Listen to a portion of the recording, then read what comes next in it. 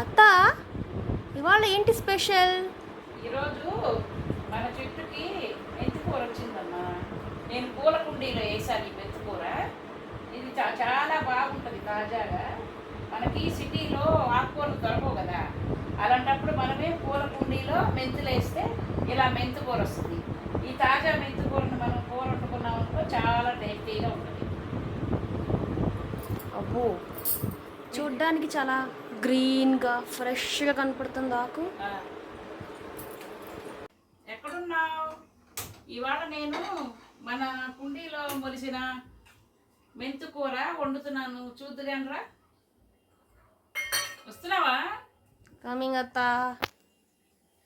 First ఒక 3 స్పూన్లు నూనె వేసుకున్నాను.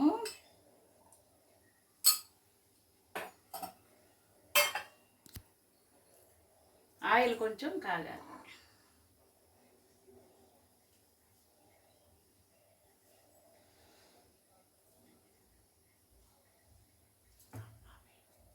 నూనె బాగా కాగిన తర్వాత ఆవాలు కొంచెం వేసుకున్నాను. తర్వాత జీలకర్ర కొంచెం వేసాను. తర్వాత కరివేపాకు కొంచెం,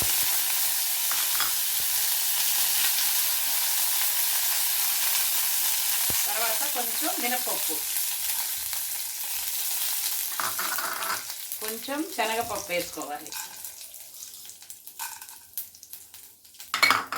ఆ తర్వాత వెల్లుల్లిపాయలు వేసుకోవాలి.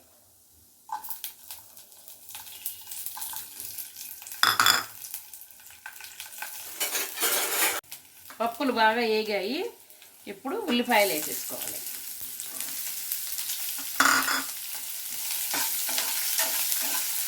ఉల్లిపాయలు కూడా బాగా వేగే వరకు కలపాలి.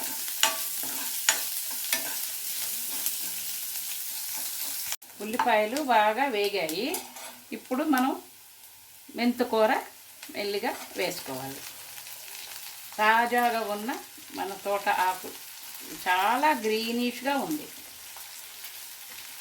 మనకి బయటకు తెచ్చుకున్న ఆకుకిను ఈ ఆకుకి చాలా డిఫరెన్స్ ఉంటుంది.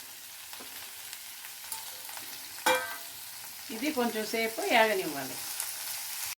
మెంతికూర కొంచెం ఏగింది. ఇప్పుడు టమాటా ముక్కలు వేసేసుకుందాం. టమాటా ముక్కలను కూడా బాగా కలిపి కాసేపు ఉంచుదాం. ఇలాగా టమాటాలు కూడా బాగా ఏగినాయి.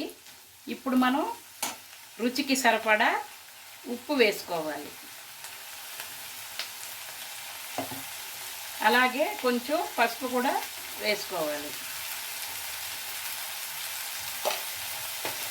మళ్ళీ బాగా కలపాలి.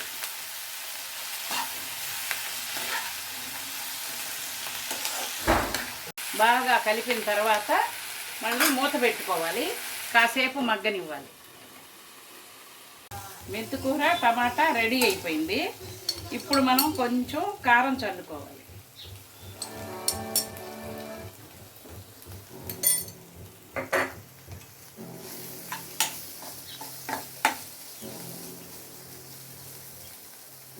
అంతే.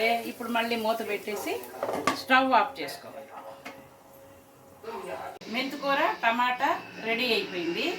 ఈ కూరలో చాలా ప్రయోజనాలు ఉన్నాయి. డయాబెటీస్కి ఇన్సులిన్గా పనిచేస్తుంది. ఆకుకూర ఐరన్గా పనిచేస్తుంది. డైజెస్ట్కి కూడా చాలా మంచిగా పనిచేస్తుంది. ఈ కూర చాలా టేస్టీగా ఉంటుంది. చపాతీలో కానీ అన్నంలో కానీ తినవచ్చు. టమాటా చాలా ఈజీగా త్వరగా చేసుకోవచ్చు.